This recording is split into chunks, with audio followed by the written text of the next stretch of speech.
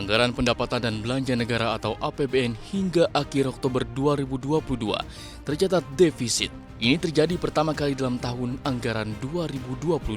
APBN sudah mengalami defisit 169,5 triliun atau minus 0,91 terhadap PDB. Capaian defisit ini masih lebih rendah dari perkiraan pemerintah. Adapun rinciannya yaitu penerimaan perpajakan 2.181,6 triliun atau 44,5%. Sementara belanja negara hingga akhir Oktober 2022 mencapai 2.351,1 triliun atau 75,7%.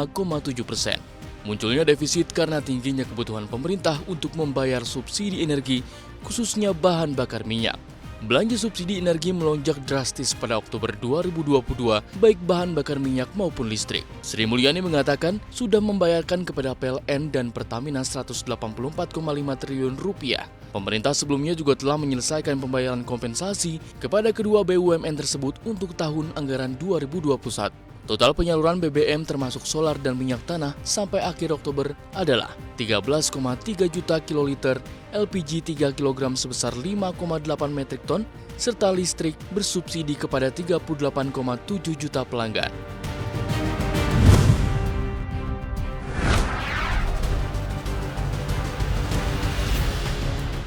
Bank Indonesia melihat potensi perlambatan ekonomi Indonesia pada tahun 2023. Hal ini terrefleksi pada asumsi rancangan anggaran tahunan Bank Indonesia atau RATBI 2023. Dalam asumsi RATBI, Bank Sentral memperkirakan ekonomi Indonesia akan tumbuh 4,37% dengan inflasi 3,61% dan nilai tukar Rp15.070 per dolar Amerika Serikat pada 2023. Angka asumsi ini jauh di bawah target yang telah ditetapkan dalam APBN 2023 sebesar 5,3%. Sementara itu, Organisasi untuk Kerjasama Ekonomi dan Pembangunan atau OECD kembali memangkas pertumbuhan ekonomi Indonesia tahun depan menjadi 4,7% dari sebelumnya 4,8%. Proyeksi penurunan pertumbuhan OECD karena adanya permintaan domestik dan pertumbuhan konsumsi di sektor swasta yang tertahan di tengah inflasi yang masih akan tinggi. Selain bayangan inflasi, perekonomian domestik tahun depan juga masih dibayangi persoalan global terkait energi, pupuk, dan pangan. Kendati demikian, investasi berupa belanja modal menurut OECD masih akan meningkat secara signifikan. Begitu juga dengan permintaan komoditas ekspor yang diproyeksikan tetap akan tinggi. PT Pertamina mengungkapkan hingga kini masih mengkaji rencana pembelian minyak mentah asal Rusia, mengingat masih ada berbagai macam pertimbangan yang harus diputuskan secara matang. Direktur Utama Pertamina Kilang International Subholding Refinery and Petrochemical, Taufik Aditya Warman, mengatakan pengkajian pembelian minyak asal Rusia ini dilakukan dengan pertimbangan banyak hal, mulai dari unsur politik, ekonomi, dan perhitungan bisnis perusahaan. Pembelian minyak mentah asal Rusia ini juga harus diuji coba terlebih dahulu di kilang. Wacana Indonesia untuk melakukan impor minyak mentah asal Rusia rupanya semakin rumit. Pasalnya, sejumlah pemegang obligasi global yang diterbitkan Pertamina merupakan perusahaan dari Amerika Serikat maupun negara barat lainnya. Direktur Utama Pertamina periode 2006-2009, Aris Sumarno sempat mengatakan dirinya mendapat kabar bahwa ada peringatan dari pemegang obligasi global yang diterbitkan Pertamina jika perusahaan migas plat merah itu tetap nekat untuk mengimpor minyak asal Rusia. Rencana Pertamina untuk mengimpor minyak asal Rusia ini pertama kali diungkapkan oleh Direktur Utama Pertamina Nike Widiawati.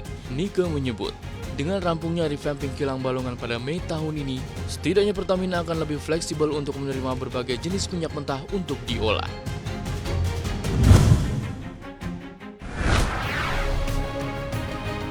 Jumlah pengangguran di Amerika Serikat yang mengajukan tunjangan melonjak hingga 240.000 orang pada pekan lalu atau tertinggi sejak 13 Agustus 2022. Departemen Tenaga Kerja AS menyatakan angka tersebut adalah capaian dari perhitungan mingguan pada 19 November kemarin. Angka tersebut melonjak tajam 17.000 dari pekan sebelumnya yang mencapai 222.000 orang. Sementara itu dalam 2 pekan berturut-turut, jumlah orang yang mengajukan tunjangan pengangguran meningkat 1,55 juta pada 12 November. Meroketnya jumlah klaim tunjangan pengangguran ini akibat pasar tenaga kerja yang sangat ketat. Bahkan kondisi ini diperparah usai masa lockdown pandemi berakhir. Belum lagi perusahaan besar di bidang teknologi juga mulai melakukan PHK massal. Kepala Ekonom Analitik Moody Mark Zandi memperkirakan akan lebih banyak PHK di 2023 karena perusahaan besar di tiap sektor mulai mengurangi gaji para pegawainya.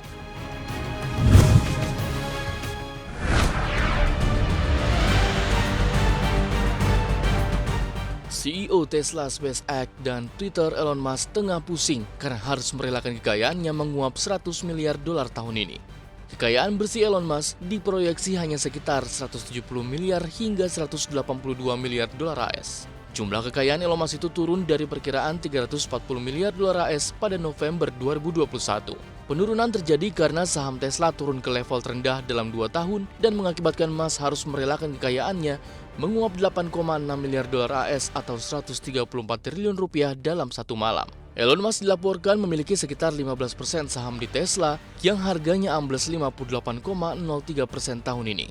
Dia telah menjual saham Tesla miliknya 15,5 miliar dolar AS untuk membiayai pembelian Twitter. Tesla memang menyumbang sebagian besar kekayaan Elon Musk, namun belakangan Tesla menghadapi penurunan pendapatan karena pembatasan COVID-19 yang sedang berlangsung di China dan penarikan 300.000 kendaraan Tesla karena lampu belakang yang rusak. Melonjaknya harga bahan produksi mobil pintar tersebut juga turut menekan pendapatan Tesla.